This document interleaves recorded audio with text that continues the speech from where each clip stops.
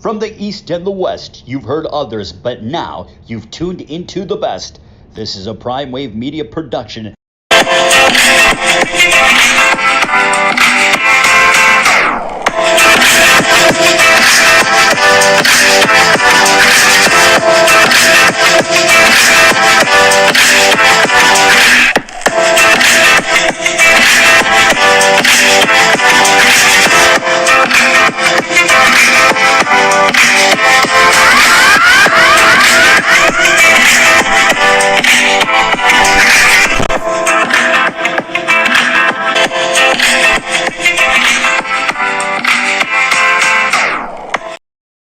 What's up, world? It's the one and only Pop DBIC, the Primetime Capper, and it is time for the premier sports betting show, the Primetime Angles. So, man, last night was pretty crazy. I know, and I know probably you guys thought the first thing I'll probably talk about what happened, why we couldn't finish the game, and blase. But you know what, though? It's a very it's a very touchy subject and everything like that, especially a subject for me because I've witnessed something like that actually happen in actual real time. And it's a scary situation. It's a scary sight. And knowing that quite possibly it's a loss of life and things like that, it shakes you up a little bit, but we do have to understand this is what they signed up for. Football is not a patty cake type of game. It's not. It's none of that. It's really uh, it's a game that is always imposing a lot of dangers on the human body. And it was an unfortunate situation. It could have happened in other situations as well too. So it is what it is. At the end of the day, we're not going to go too far into it because there's other sports to talk about. There's other things to talk about. And, this is a sports betting show, you know what I mean, at the end of the day. So let's jump into some good stuff, some fun stuff that happened last night. Number one, Purdue upset 65-64 at home by Rutgers. Again, Rutgers knocked them off as the number one team in the nation last year, but that game was in Jersey. Who should take over the top spot, though? Who should take over the top spot? Well, Connecticut already lost, and they lost the game. They lost pretty convincingly last week as well too. Also, Houston's already lost as well too. I wouldn't put Houston back in the number one spot because when they played against a team that was a good team, they got beat. But what this does, though, it kind of puts a team like, say, maybe Alabama in position because Alabama's number 7 right now. If they wind up having a pretty good week, what's stopping from putting them in there? So I'm looking at this week's top 25, and you have a good amount. And it's funny because you have actually 5 teams out of the SEC, and not one of them is Kentucky. That's nuts. So yeah, Purdue, they lost their first game of the season. Houston's now number 2 in the nation. Well, I think that we have no other choice than to put Kansas in that spot. Kansas would be, to me, should be the number 1 team in the nation. If they're able to make it through this week. And if they're not able to make it through this week, you'll probably throw Arizona in the spot. But somebody could jump all the way from number 10 to number 1, quite possibly, if they have a really, really strong week, in my opinion. That's UCLA, but they probably won't bump UCLA up that high. But UCLA is 13-2. But I think that when it comes down to it, they'll either put Arizona or Kansas as the number 1 team in the nation. But I truly do think that Kansas is the one that's up. You know what I mean? So, but when you look at records, though, you say to yourself, well, you got Houston, who's 14-1, Connecticut's 14-1, but Connecticut had to stay undefeated to be the number 1 team in the nation, in my opinion. Now, you do have some teams that are coming out of the woodworks right now that have some good records, but they're not getting the recognition that they deserve. You got Charleston, who's now entered the top 25. They're 14-1 on the season. They had a great non-conference this year as well, too. Ohio State finds themselves number 24 in a spot to where quite possibly they're going to run the table in the Big Ten. Also, you have a Xavier team that got the big upset over UConn. They're 4-0 in a tough Big East this year, and they should be able to move up a little bit higher from 18 this week as well. And Duke is sitting at 16 right now, 11-3. But Duke's a good team. They're going to make a move eventually. But the more and more I see it, now we know that, but we still do have an undefeated team in New Mexico. Okay. So it's not like everybody's not, undefeated. Just top 10 is not undefeated. But you got Missouri here at 12-1, who got a good win last week. But I truly do think that it comes down to Kansas and Arizona. I don't think that, and I think that quite possibly, I wouldn't do it though. Texas would be able to jump in, right? But if, say this, I'm going to give you guys a good one. If this thing happens to where, say, Arizona, Houston, and Kansas all lose this week, I could easily see Tennessee jumping into the number one team in the nation if they have a great week this week. Because look at their resume. They got some really good wins, and they did whoop Kansas as well, too. So it is what it is at the end of the day, and we move forward from there. Let's go ahead and jump into some boxing news because we have a big boxing week ahead of us. And Tank Davis, the face of boxing today, in a sense. I know a lot of people probably get mad about that, but he does pay-per-views, he knocks people out, and he's probably the most talked about boxer in the world right now. And it's not good press that he's getting, but it's the right type of press to make sure that people are tuned in Saturday night to watch his fight as well, too. So you have Tank taking on what I feel is one of the more tougher opponents that he's had over the last few years. Even though he had a good fight with Leo Santa Cruz, who was a multiple world champion. Also had a great fight with the up and coming Isaac Cruz as well too. But then he also had a grudge match somewhat with Rolando Romero, young Rolly. That ended in a highlight reel knockout. I was at the fight, but I truly do feel like Tank was on his engine a lot. He was moving, he was kind of running scared in that fight. So the more and more you look at it, the more and more you feel like Tank's armor is starting to chink up a little bit. He had a real tough time with Isaac Cruz, even though he was able to outbox him eventually in that fight. Rolly, literally, to me, Rolly had won 4 out of the 6 rounds that they had. I don't care what anybody says. I was at the fight. It's different when you're watching it on TV and being at the fight. It's two different things, okay? So all you little internet people and all you folks who are listening to the show who always have all these great opinions, if you weren't there, you don't know what you're talking about. You're just going off of what you were hearing the commentators say, and then literally you were going off of your emotions of how you feel. I was ringside next to literally all Tank fans, and they even started complaining about he was running too much. So I don't want to hear nothing about, no, I was there. It's different. You know what I mean? You guys just are talking from a couch. I was actually at the fight. So it's a very, very slippery slope with Tank right now. Tank has a lot of distractions coming into the fight.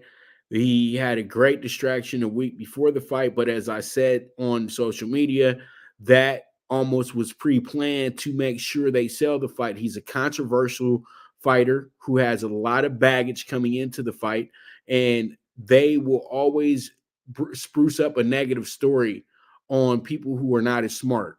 And he's not a smart person. That's the whole thing. He's a great boxer, but not a smart person. So it's easy to go ahead and have this type of situation having ooh, ahs, and wow, oh my God. Will the fight go on? And is he a woman? I don't know what Tank is, you know what I mean? But he does have several cases open where women are involved, and there's charges of domestic violence. It's that simple. And people keep asking, why does he get put on Front Street for it? It's because you are the biggest name in boxing, and you already have a history of doing this. So they're gonna always bring it up because you're a troubled person. That's the whole thing. And a lot of people just don't want to admit that. And I hope for him that everything gets a lot better as this year goes along and everything like that. But this is a person that has some real issues, and there's some issues that need to be really addressed. But that's something that he has to do on his time, and that's something that he has to do when he's ready to do that as well too. But I honestly think that he's a guy that has fallen out of love for boxing, and that's just simply because it's just wears you out. The fans, the fame, all the stuff you ever wanted, you might have not have been as prepared as you think you are for it. So I feel like Hector Luis Garcia could be Tank Davis's exit out of whatever he's going through right now. You know what I mean? Because Garcia is really focused coming into this fight. And his last two fights were absolutely astonishing. It's okay. He thought he had the best night of his life beating up Chris Colbert. But then he came back around and fought Gutierrez, the same guy who was supposed to fight Chris Colbert that night. And he absolutely annihilated him. And they thought Gutierrez had a shot of beating Chris Colbert. So he whooped up on both of those guys. And now he's moved up to lightweight and he's bigger than Tank. So everything, all the writing is on the wall of this being a very great fight and a possible upset. It's that simple. And I'm actually banking on the upset, especially after this distraction arised with the second mother of his child. I don't like to say baby mama. So the mother of his child, there was a problem there. She recanted. She came back and said that she was everything was just, she was mad. They always say these things after, they get that elusive phone call from, the powers that be. You know what I mean? Because if it was really something crazy, then she would have never came out and recanted that situation. A lot of times these women just want some attention. She got the attention she wanted.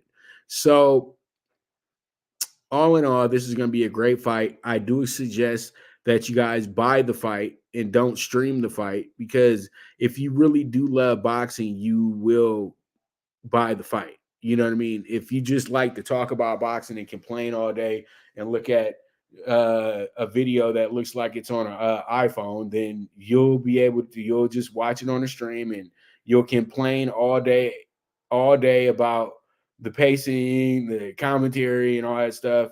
And then just have to really wait until next week to actually see the fight on Showtime. So just be smart and either order the fight or just wait until next week when it's on Showtime. Everybody will give you the knockouts and everything that you need if there's a knockout for this fight. But let's go ahead and jump into our next topic at hand and talk about, and there goes my highlight for it too.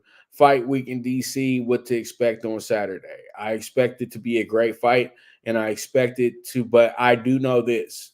Garcia is going to have to really, really beat him up to get a decision. But for Garcia to truly win this fight, he's going to have to knock Tank out or have some type of stoppage to this fight. Because I think if it goes to the cards, it doesn't matter how bad he makes Tank look, Tank wins the fight. You know what I mean? Unless he really unless he really dominates Tank. So it can't be a slight, internet. I thought he beat him. No, it has to be an absolute ass whooping here. So we'll see how it goes. We'll see how it shakes out. But that's going to be Tank Davis versus Hector Luis Garcia. And this should be a very, very good fight. All right. So we move forward and let's go ahead and talk about Boots. And Boots is the hottest name in the industry. He co-main events this. He's the co-main event headliner here in DC. Is he the next superstar in boxing? That's the biggest question. I do feel that Boots is a very hot commodity. And I feel that a lot of times us as fans, we do get excited about certain guys because we see something in them that others don't see in other fighters, and I know Boots has that type of influence on a lot of people. But I see Boots as like a lot of high end fighters that I've seen over the last 4 years that I've been covering boxing as a media member. Boots is very high risk, very low reward for the big names, and that's a good and a bad thing, because at the end of the day, they're really trying to age you out. They're trying to figure out a way to where I'll fight him when I feel like he had some type of fight to where it might have not have went his way. You know what I mean? Almost like trying to Roy Jones Jr. the situation, things like that. But I don't know though. I think that Boots' biggest problem is that he can't sell. And I know a lot of people who are watching the show who love Boots probably will get mad with me saying that he's just he did that, but I have better information on the business of boxing than you do. I hate to be the burden of bad news, but he's a great boxer. But some of these guys just don't put butts in the seats. And when I say put butts in the seats, that's cool that you got a lot of hardcore fans show up to the fight, but at the end of the day, hardcore fans don't show up to as many fights as they dream up that they've shown up to. They show up to all the fights with the major names. And I don't think that anybody's gonna fly out to Turning Stone Casino to watch Boots fight, or to some auditorium in Easton, PA, or something of that nature. Boots has to be put onto the big stage, and he's not ready for the big stage yet as a headliner. But they are doing the correct thing with Boots by putting him on pay-per-view now as well too. I think this is the second time he's been on pay-per-view in his last 3 fights. So that's good. And they're just trying to get the people who buy fights, who might not watch fights every weekend, but they're casual fans that actually buy the pay-per-views on when they all come on, they can become fans of Boots. So Boots has a big weekend where he can impress upon a lot of people that he's worthy of a shot against Crawford and Spence. The biggest reason why those 2 fights have not been made is because Spence and Crawford know that they're going to be the ones selling the fight, and they need to have a good dance partner, and they're the best dance partners for each other right now. And I don't think that they want to risk anything getting in the way of their fight. And I know a lot of people have already sailed away from the Spence Crawford fight, but I think that fight still does happen no later than this summer. I'm gonna be dead honest with you. I do have some good sources on that one, and I think once we get done with Errol Spence's next fight, which is scheduled to possibly be in April, I think that we'll move on to either August, September, or October for when that fight happens with him and Bud. So with that, I do expect to see a big weekend with Boots. And Boots, I know everybody expects a knockout in this fight. It's that simple. So let's see how it goes. Let's see how it checks out. We move forward from there. All right, let's talk about the announcement that was made today. Amanda Serrano is going to be defending her featherweight championship. Undisputed as well, going for the Undisputed, trying to get all the belts. And this is actually a reschedule as well too, from her prior fight, because it couldn't take place because I think there was an injury to the champion, or the card got canceled or something like that, because somebody got popped with a drug, or I don't know. But yeah, this fight is a reschedule, but she is the headliner once again at Madison Square Garden arena. She's already sold out, and she's actually fought, I think, her last 3 out of 4 fights at the Garden as well too. So it's starting to become a very, very profitable thing for her and Jake Paul and Eddie Hearn. So they're back on DAZN fighting, and Amanda's been probably the biggest star that Eddie Hearn's been able to put on cards in America, in my opinion. You know what I mean? Wasn't able to get the traction he wanted with Devin Haney, but Amanda Serrano has done a beautiful job, and she's been able to, really tap into that New York market and take advantage of the New York, love of boxing, you know what I mean, and be the New Yorker that everybody looks to for the big fight.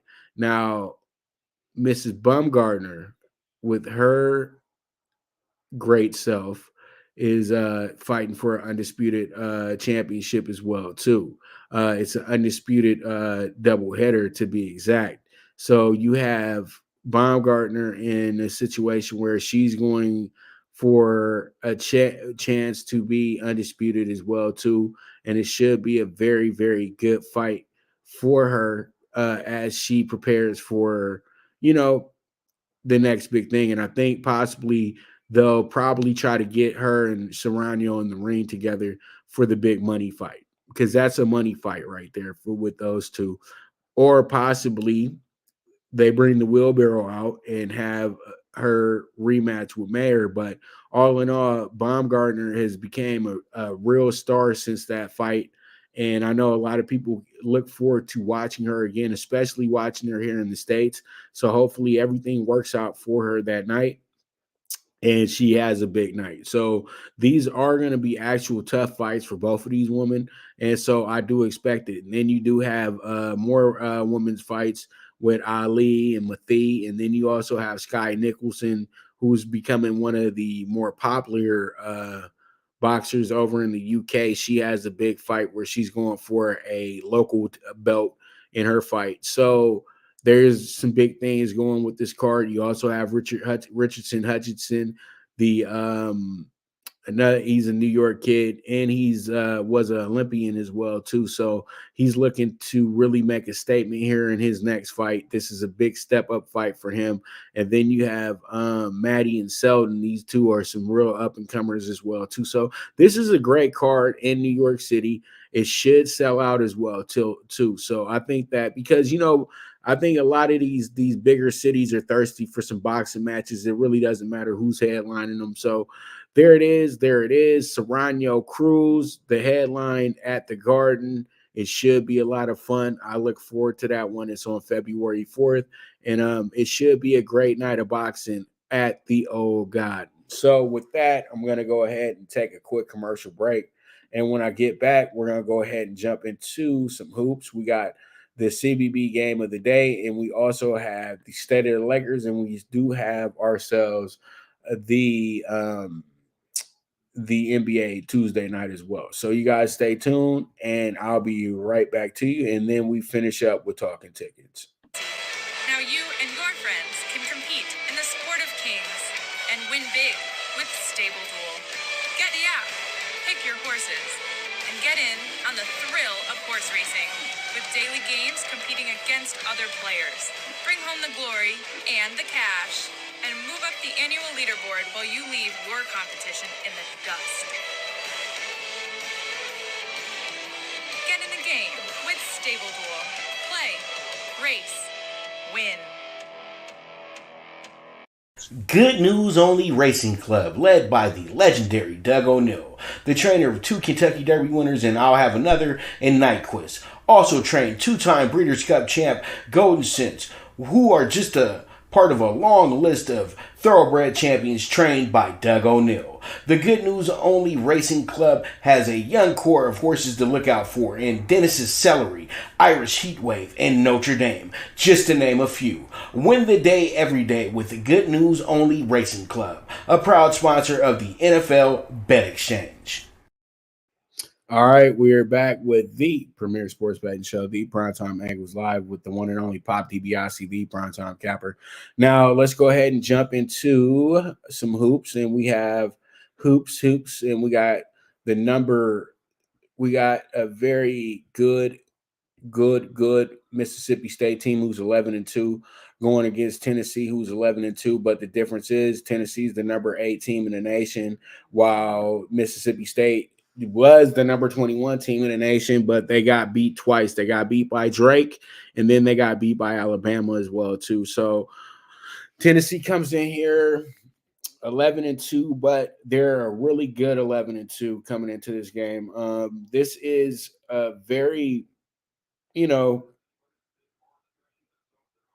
a very good game on paper when you look at it, in a sense. You know what I mean? You have a Tennessee team that's won their last 4 out of 5. They also, as I talked prior when I was talking about the top 25, they also won the Battle of Atlantis. They've been beaten. They got beat by Arizona, but they got a good win over Kansas. They got a good win over Maryland when they were the number 13 team in the nation. Also, they do have a good win over USC as well, too, who's been way better. And then they also had a good win last Saturday at Mississippi, where it's really tough to win at as well, too. So you got Tennessee. As I said before, they're a team that does loom the danger as a team that can make some big noise in March. But this is a real trap 'em because it's a 9.5-point spread on this game tonight. You got Mississippi State, who was just undefeated, but they've lost their last 2 in a row. And you have a Tennessee team that did lose a few games back, but it's okay. You know what I mean?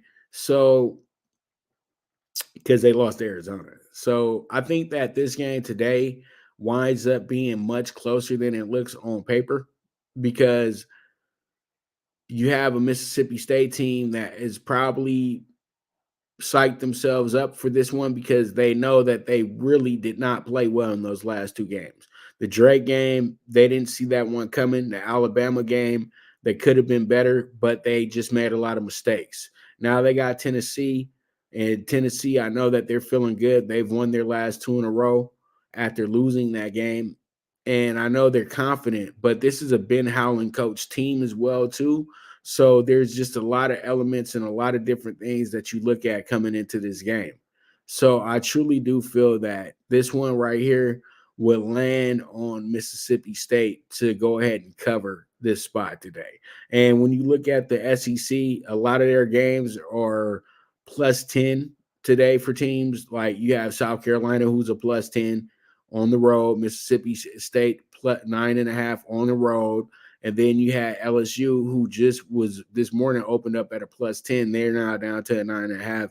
They're at Kentucky. So you have it to where they really feel like a lot of these games are going to be blowouts today. And I don't think that's the case, to be honest with you. I think that it's more about lines makers reading the room and knowing that a lot of people are going to take the home teams in the SEC because home teams can always be trusted immensely in this conference. But with spreads like that, you got to kind of look at it and say to yourself, they really know what they're doing today. They're really trying to take some money from folks. So we'll see how it goes. We'll see how it checks out.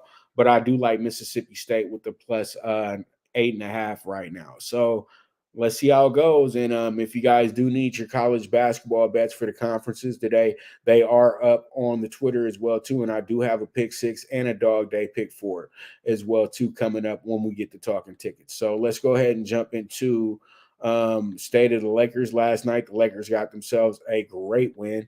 They were able to they were blowing them out, and then they had a point in time where they almost came back. But the Lakers are going to have to fix that, but it's okay. They won last night. That's all we needed them to do. They won that game 121-115. They actually had a very good they wound up having a very good first half. They wound up scoring 60 points, only giving up 45 points in the process.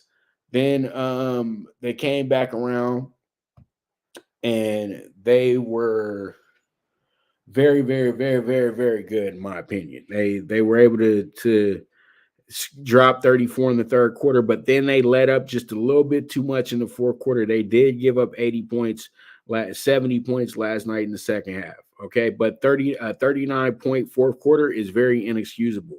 Come on, Christmas, they gave up a 51-point third quarter. The Lakers have to get this together, but that's because they're tired on defense because they don't have enough depth on the team. And if you have more depth, you will have more guys locking in on defense. And when you only have 3 or 4 guys committed to playing really good defense, you start running into a big, big problem. And the biggest problem on the defensive end to me is LeBron James because he really half-asses it on defense. I don't care what anybody says. I don't care how old he is. Play some defense. I don't care. You have all that athleticism. You have everything going great for you, but you play some of the worst defense I've ever seen somebody who's supposed to be one of those dudes, one of those elites, one of the best to ever do it, ever play. Yes, you had some great moments like the block that you had on Iguodala in the finals, stuff like that. But man, you are pure laziness a lot of times out there. A lot there's moments where LeBron literally just lets the guy go past him. So they're gonna have to fix that and have to fix that quickly. Like at some point, somebody has to call him out and make him accountable for that. Westbrook didn't have a great night last night. He only played 11 minutes last night. I think he was dealing with an injury somewhat last night as well too. So because him getting 11 minutes, that's definitely him dealing with an injury last night. Most of the starters played most of the game last night. That wasn't very helpful to me because they played good, but once again, they weren't able to hold things up. They weren't able to hold a lead. You know what I mean? They held the lead, but they weren't really able to hold a lead last night. Great game from Austin Reeves last night, who had 15 points. Gabriel was starting to have some good strides as well, too. He had 5 points last night. Also, Kendrick Nunn had himself 5 points last night. But Westbrook, he struggled immensely last night. He was 1 for 8. Didn't hit any threes. He just struggled, and it was tough to watch, but he was able to help the Lakers still get themselves a good win last night, man. He only had 2 points, okay? But he still was able to help the Lakers because he got some good assists and he got some good rebounds as well too, but 3 turnovers, that ain't going to work either. So hopefully they start infusing Troy Brown a little bit more because he had a good game to me last night. He was 4-8 from the 3-point line. So we see that we got somewhat of a shooter there. And then Dennis Schroeder has to be better. A guy who was going to demand $120 million a few years back is nowhere near capable of even thinking he can demand something like that. Tommy Bryant had a great game. He stepped in for AD last night and got those 15 rebounds you would have got with AD last night and 18 points.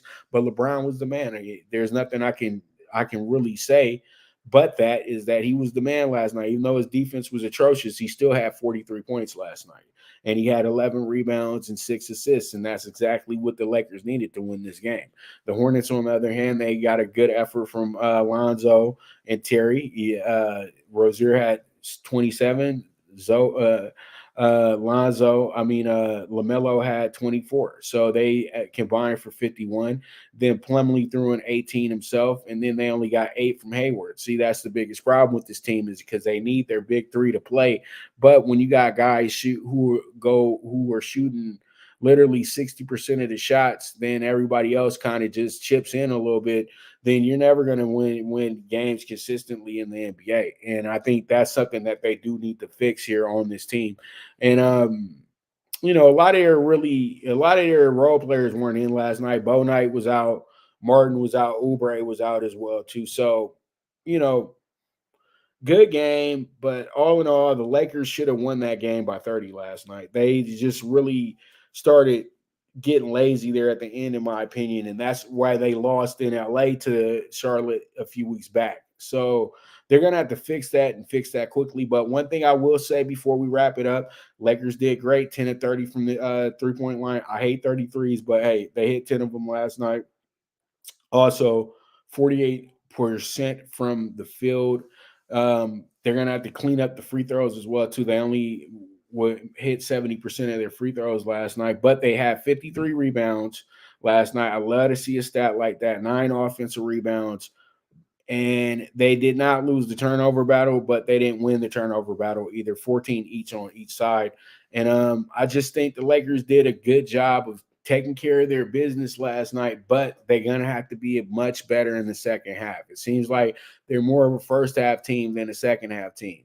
And I think also the Lakers will need to understand that when they're on the road, that winning the road trips are very, very mandatory and very serious, because February they literally are on the road the whole month because it's a very busy month at Staples when it comes to award shows, Clippers, Kings. So the Lakers are going to have to get in where they fit in that situation. But all in all, the Lakers did well. They won 3 out of 4 here on this trip. and that's probably their best road trip all season as well. So there it is. There it is. State of the Lakers, and we move towards NBA Tuesday night. And NBA Tuesday night, we have ourselves some really good games here, and we have a rematch of what happened the other night with the Wizards and the Bucks. The Bucks got absolutely demolished by the Wizards the other night. They beat them up, pretty good too. You know what I mean? The Bucks wound up losing that game last night by almost 30 points. So they're definitely going to want to step it up here. They had a great month coming into the game, but that was last month. This is right now. Wizards did a great job in the first half. Okay. They scored 68 points in the first half, and they didn't look back after that. And when I'm looking at it right now, they didn't lose a quarter in that game either.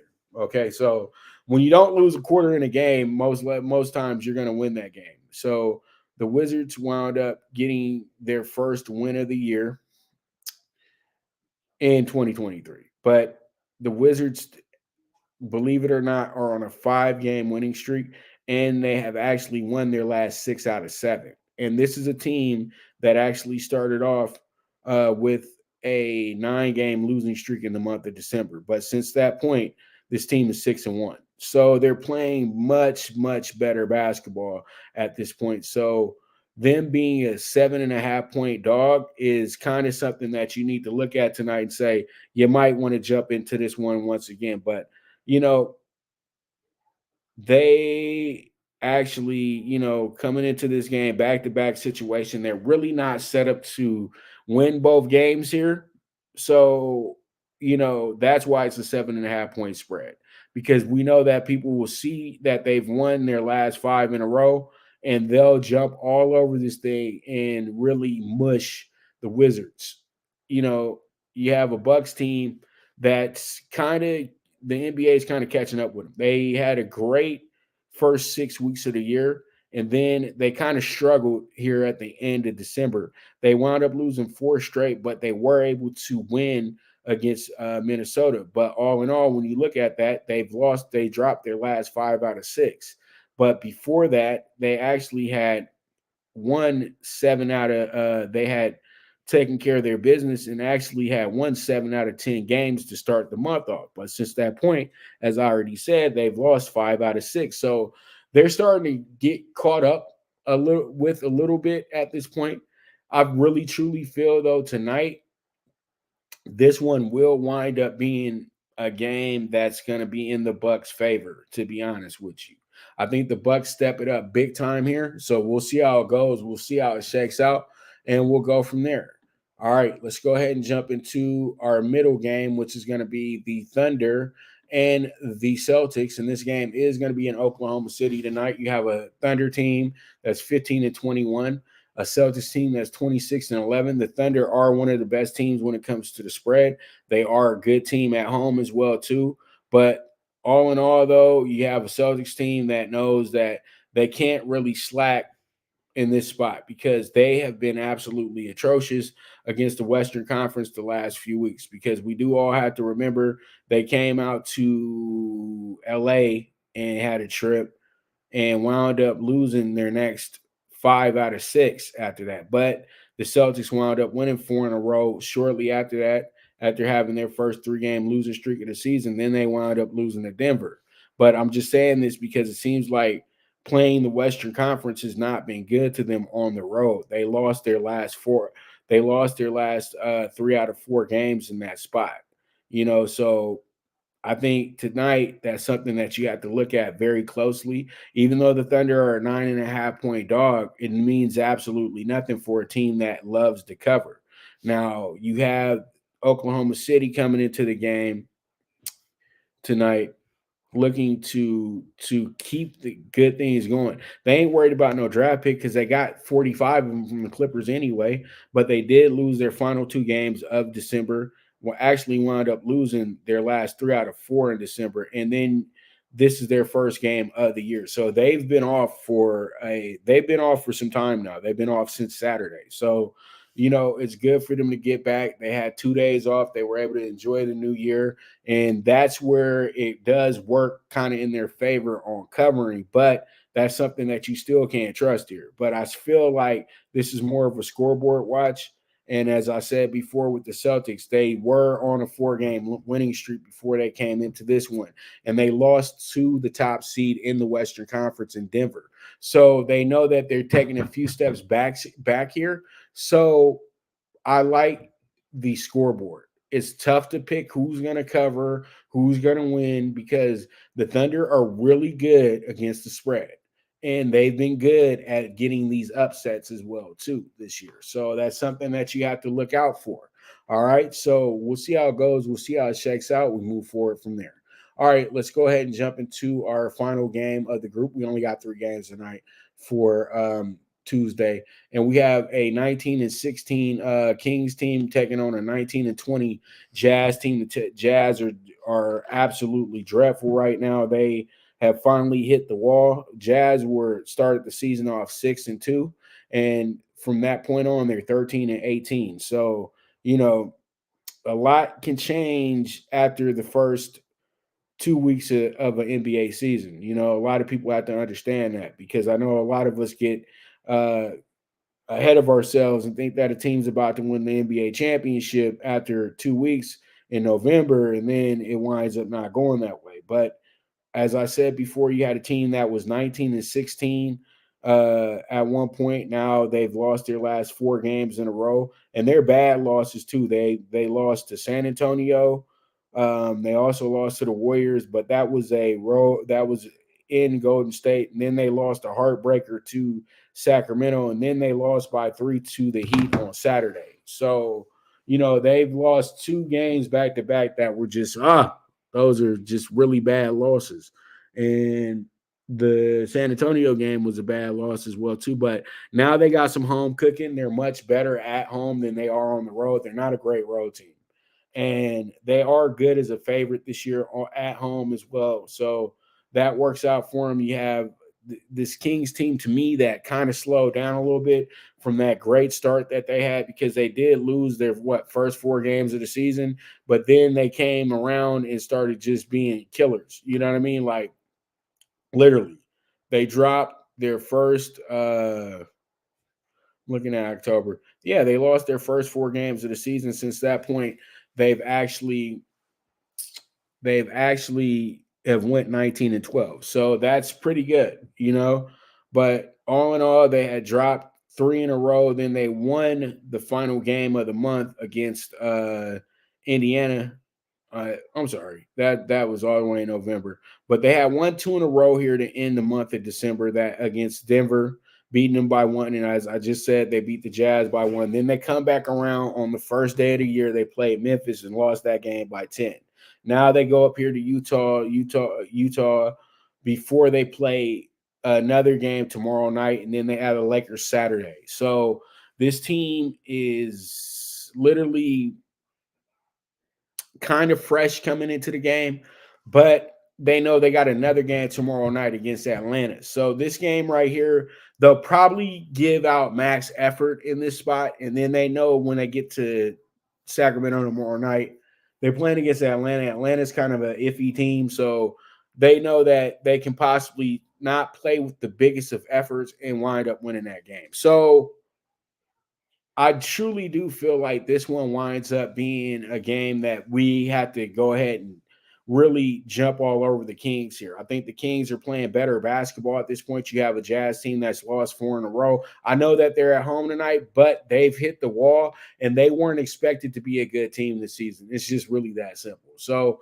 there it is. And let's go ahead and move forward and get into talking tickets, because I know y'all love them talking tickets. I love these talking tickets. So let's go ahead and jump into our first group, and that's going to be the CBB PrimeTime PK6. And then with the CBB PrimeTime PK6, I have the Marquette money line -145. We also have Michigan State here with the -7.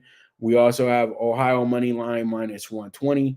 Then we're going to rock with the K-State with the +8.5. today against Texas. And then we also had Bama with the -12 in the Ole Miss game. And then we end up with Air Force with the +7.5 with a 40-1 ticket. Let's see how it goes. Let's see how it shakes out. But this is the CBB PrimeTime PK6 for today. All right, now let's get into the DogDay PK4. And I've actually given out one of these tickets before, and it's hit. When I lived in Vegas, I actually played these tickets a lot, and it was on a Monday of all days. It was 2 college teams and 2 NBA teams, and I totally can remember everybody who was in the mix. Georgetown, Arkansas, Little Rock, the Cavaliers when they were really bad, but they had a game against the Hornets that night, and then it ended up with James Harden and the Rockets with a +160 against the Jazz that night. I don't know why they were +160, but I think somebody like Gordon was out or something like that. But it's exhilarating to hit that. Even the lady who counted out the money was like, wow, you hit this on this much. You know what I mean? So it was a pretty good experience, man. I've hit big tickets, but to hit them like that, knowing that you're about to walk to the window, that's always the best. So don't sleep on these tickets. That's just pretty much what I'm saying. I got Ball State +300 today.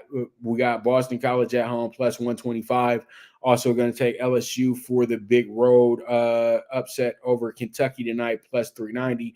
And then we got San Jose State, who's playing really great basketball right now. I think this number is a bit too much for them, and Boise State is not good enough to really handle that number, in my opinion. So I do like San Jose State with the +375.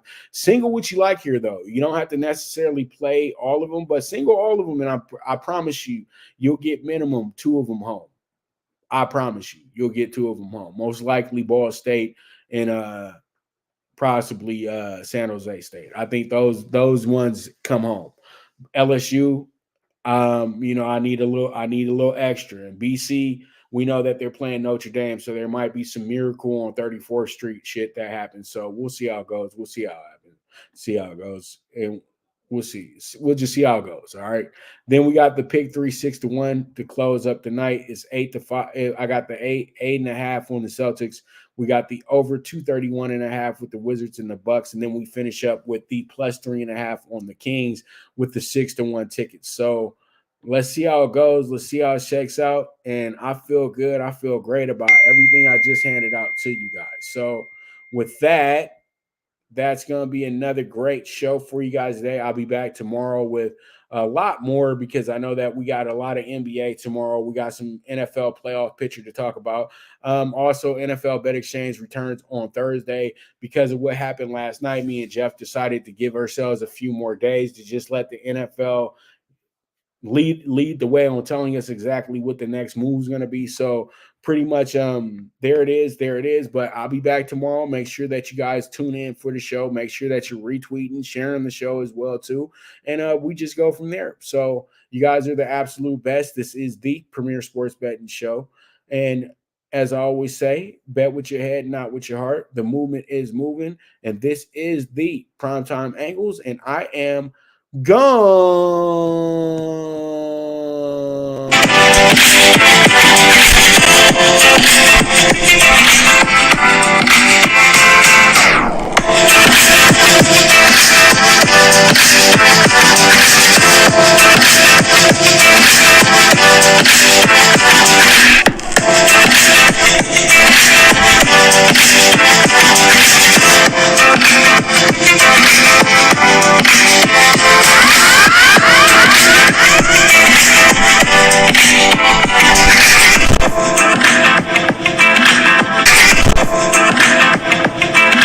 From the East and the West, you've heard others, but now you've tuned into the best. This is a Prime Wave Media production.